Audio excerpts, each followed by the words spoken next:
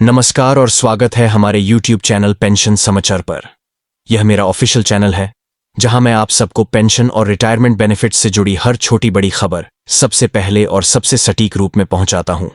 अगर आपने अब तक इस चैनल को सब्सक्राइब नहीं किया है तो देर मत कीजिए, सब्सक्राइब बटन दबाकर इस परिवार का हिस्सा बन जाइए। चलो साथियों, वीडियो शुरू करते हैं। आज की यह रिपोर्ट किसी फाइल, किसी सर्कुलर या किसी ऑफिशियल मीटिंग मिनट्स पर आधारित नहीं है। आज हम बात करने जा रहे हैं उन सांसों की जो रोज रोज महंगी दवाइयों के बोझ तले दब रही हैं, उन आंखों की जो दरवाजे पर टकटकी लगाए बैठी हैं कि शायद आज कोई अच्छी खबर आएगी, और उस खामोशी की जो दिल्ली के सत्ता गलियारों से गूंज रही है। एक ऐसी खामोशी जो लाखों बुजुर्गों की चीखों से भी ज्यादा भारी है। क्या हमारे सिस्टम ने, हमारी व्यवस्था ने उन लोगों को सुनना बंद कर दिया है जिन्होंने इस देश के विकास में अपनी जवानी, अपना खून पसीना सब कुछ लगा दिया? क्या ईपीएफओ के वातानुकूलित दफ्तरों में अब सिर्फ नंबर्स और डेटा शीट्स का खेल रह गया है? क्या वहां इंसानियत की कोई जगह नहीं बची? क्या उन करोड़ों पेंशनर्स की आवाज अब सिर्फ बंद दीवारों से टकराकर दम तोड़ रही है? दोस्तों, आज की रिपोर्ट सिर्फ आंकड़ों का खेल नहीं है। यह उन बुजुर्गों की सहनशीलता और संघर्ष की कहानी है जो अब अपनी आखिरी हदों पर खड़े हैं। यह उस धैर्य की कहानी है जो अब बगावत का रूप ले चुकी है।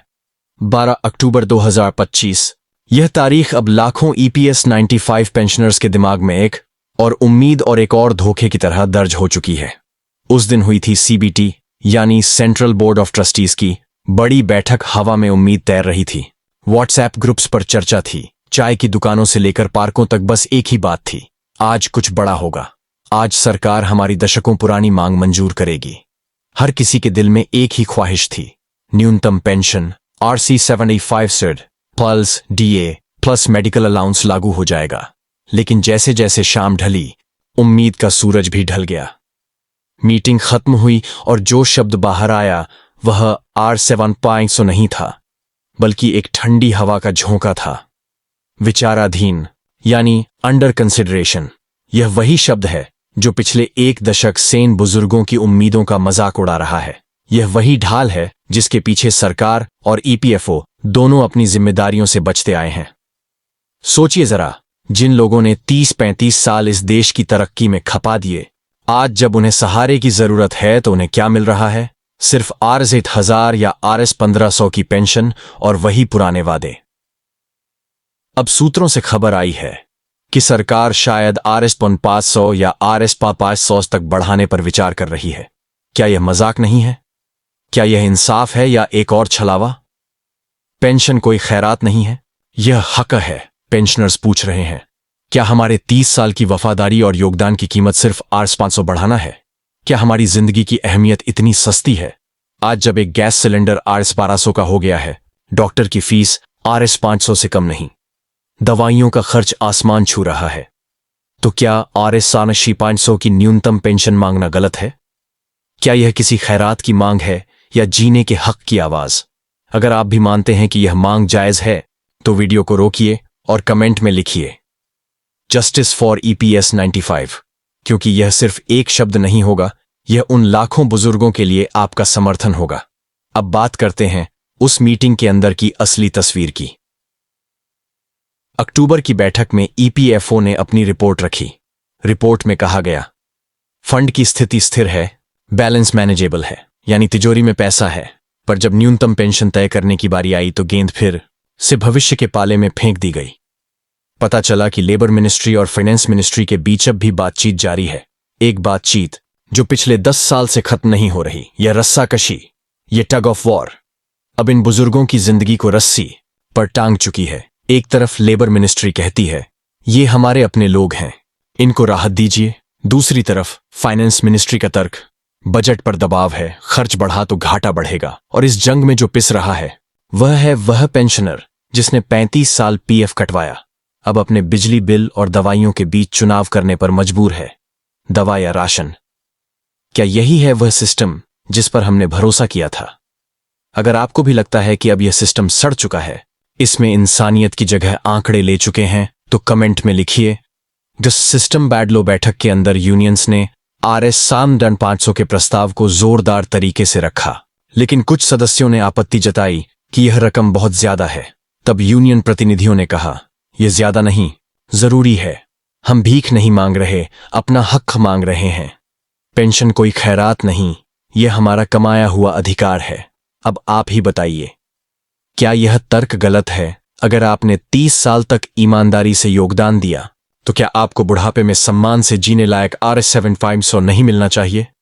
साल 2014 से 2025 तक बस वादे और कमेटियां बनी। हर बार कहा गया रिपोर्ट आएगी, विचार होगा, लागू किया जाएगा। अब 2025 में भी वही शब्द गूंजा, विचाराधीन। क्या यह विचार है या बुजुर्गों के बचे हुए सालों से खिलवाड़? क्या यह सुनवाई है या सुनवाई को टालने का बहाना? कब तक चलेगा यह विचाराधीन? सरकार शायद नहीं सुन रही, लेकिन पेंशनर्स अब चुप नहीं रहेंगे। अब देश के हर कोने से आवाज उठ रही है। हम भी इस देश के नागरिक हैं, हमने भी वोट दिया है, हमारा भी सम्मान होना चाहिए। लखनऊ, सूरत, पुणे, चेन्नई, इंदौर, नागपुर, हर जगह प्रोटेस्ट मार्च हो रहे हैं। कमजोर शरीर, हाथों में लाठियां पर इरादे फौलादी। उन तख्तियों पर लिखा है R-8 प्लस DA लागू करो। एक 80 साल के बुजुर्ग कैमरे पर कांपती आवाज में कहते हैं, बेटा, हम मरने से नहीं डरते, पर इस लाचारी से डरते हैं। क्या यही है अमृतकाल का सपना? अगर आप भी मानते हैं कि सरकार को अब देर नहीं करनी चाहिए, तो वीडियो को लाइक कीजिए। बैठक के बाद आए आंकड़े भी सोचने पर मजबूर करते हैं। बताया गया कि 68 लाख EPS पेंशनर्स एक्टिव हैं। मंथली पे आउट R-300 करोड़ है, और अगर पेंशन R-500 की हुई तो खर्च R-7,000 करोड़ मंथली होगा। फाइनेंस मिनिस्ट्री कहती है खर्च बहुत बड़ा है, या तो सरकार सब्सिडी दे या कर्मचारियों का योगदान बढ़ाया जाए। लेकिन यूनियंस का कहना है अगर यह देश एक वेलफेयर स्टेट है तो अपने बुजुर्गों पर किया गया खर्च बोझ नहीं, जिम्मेदारी है। अब आप बताइए, क्या यह सरकार की ड्यूटी है या सिर्फ फिस्कल लिमिट? अगर आप मानते हैं कि यह जिम्मेदारी है तो लिखिए गवर्नमेंट ड्यूटी। बैठक के बाद बाहर माहौल निराशा और गुस्से का था। किसी ने कहा हमारे साथ फिर धोखा हुआ। किसी ने चिल्लाकर कहा सरकार हमें सिर्फ वोट बैंक समझती है। सोचिए, एक 75 साल का बुजुर्ग तख्ती लेकर खड़ा है जिस पर लिखा है मुझे भी इंसान समझो। क्या यही है प्रगतिशील भारत की तस्वीर?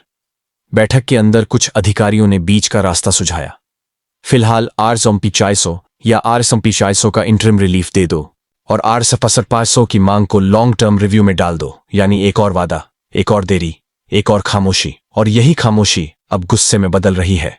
जो लोग 20 साल से RS-1000 पेंशन ले रहे हैं, वे अब RS-1500 या RS-2000 बढ़ने पर खुश नहीं होंगे। उन्हें राहत नहीं, सम्मान चाहिए। अगर आप भी मानते हैं कि यह लड़ाई सम्मान की है तो लिखिए रिस्पेक्ट नॉट रिलीफ। अब देश के कई राज्यों में निर्णायक आंदोलन की तैयारी है। EPS मेंटासिव नेशनल एजुकेशन कमेटी ने ऐलान किया है अगर नवंबर तक R-700 प्लस DA लागू नहीं हुआ तो दिल्ली घेराव होगा। इस बार का नारा है अब नहीं रुकेंगे, अब न्याय लेंगे। क्या यह आंदोलन सरकार को झकझोरेगा? अगर हां तो लिखिए यूनाइटेड वीकेंड फाइनेंस मिनिस्ट्री कहती है हम सिस्टम की सस्टेनेबिलिटी देख रहे हैं। पेंशनर्स जवाब देते हैं हम सर्वाइवेबिलिटी की लड़ाई लड़ रहे हैं। पहले इंसान टिकेगा, सिस्टम बाद में। क्या यह विडंबना नहीं कि सरकार सिस्टम बचाने की बात करती है और पेंशनर इंसान बचाने की? अगर आप भी मानते हैं कि सरकार की प्राथमिकताएं उलट चुकी हैं, तो वीडियो को लाइक कीजिए। EPFO के अंदर भी दो धड़े हैं। एक कहता है थोड़ा थोड़ा बढ़ाते रहो, दूसरा कहता है अब एक बार में बड़ा फैसला लो। अगर आप भी बड़े फैसले के पक्ष में हैं, तो लिखिए इस पर वन टाइम हाइक। सरकार हर मंच पर कहती है सीनियर सिटीजन्स हमारा गौरव हैं, हमारी धरोहर है। तो यही गौरव सड़कों पर क्यों है? यही धरोहर अपने हक के लिए मार्च क्यों कर रही है? एक 75 साल के पेंशनर ने कहा हमने देश बनाया, बच्चों को पढ़ाया, अब सरकार ने हमारे हाथ में भीख का कटोरा दे दिया। क्या यही है विकसित भारत की पहचान? अगर आप भी मानते हैं कि इन बुजुर्गों को अब न्याय मिलना चाहिए तो लिखिए जस्टिस फॉर सीनियर्स। विपक्ष अब इस मुद्दे को उठा चुका है। सरकार कहती है हम विचार कर रहे हैं, लेकिन सवाल वही है कब तक? कब तक घोषणाएं, कब तक कमेटियां, कब तक विचाराधीन? अब वक्त है जवाब मांगने का। ग्राउंड लेवल पर सोशल मीडिया पर क्रांति शुरू हो चुकी है। फेसबुक, व्हाट्सएप, टेलीग्राम, हर जगह एक ही नारा 500 प्लस DA लागू करो। बुजुर्ग अब डिजिटल इंडिया में डिजिटल जस्टिस मांग रहे हैं। अगर आप भी इस आवाज से जुड़ना चाहते हैं तो इस वीडियो को शेयर कीजिए, क्योंकि अब यह सिर्फ रिपोर्ट नहीं, एक आंदोलन है। यह हक की लड़ाई है और याद रखिए, पेंशन नहीं तो वोट नहीं, यही नारा, यही संकल्प और यही न्याय की आखिरी पुकार है।